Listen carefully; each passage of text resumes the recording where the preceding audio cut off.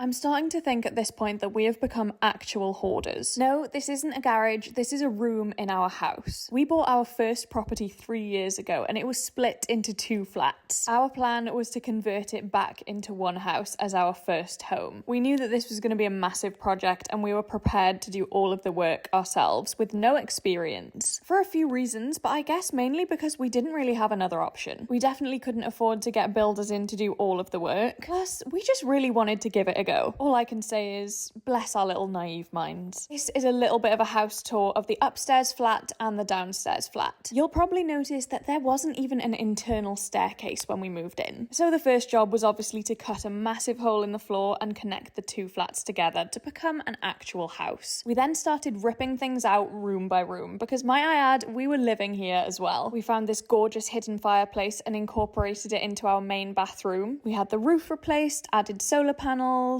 created a spare bedroom, knocked down loads of walls, did a complete DIY loft conversion, and even did all of the plastering ourselves. And finally, we were kind of getting somewhere with some of the finished spaces. However, we were living in absolute chaos, and it wasn't until the kitchen was completed that we were finally starting to see the light at the end of the tunnel. We created this open plan living space on the first floor, and our latest project has been my home office. And that kind of brings you up to speed to where we are today. Welcome to our shed room. This is the room which we've stored all of our materials for the whole renovation for the last 3 years in. And we finally got to the stage where it's time to renovate this room. We've been ignoring this room for the last few months. Well, years. And now it's time to finally empty it. What an absolutely overwhelming feeling. It's starting to flow out into the hallway and into what will be our utility room. This is definitely going to become shed room 2.0. I started organising some things into this racking and put some of the insulation and a few other bits into our small shed. This honestly took ages, but at least we can actually see the floor in here now. The amount of plasterboard offcuts we have is honestly scary. But guys, you never know when you might need them. This is also our hallway. It is full of plywood, but that stuff is just too expensive to throw away in case you need it in the future, right? If this isn't a sign that we need to build our garage ASAP, I don't know what is. But let's get back to the shed room. This room is going to be Lloyd's office, which is also going to incorporate another spare bed. The plan for in here is to incorporate a desk and a workspace, a gaming setup, and then also a bed. The room height downstairs is actually pretty tall, so Lloyd wants to create an elevated bed in here to make full use of the space. So if you have any ideas for this space, let us know in the comments below. Once I'd removed the door, we found out that the plasterboard was literally just floating on here. So I think we've got a little bit of work to do in this room. Now,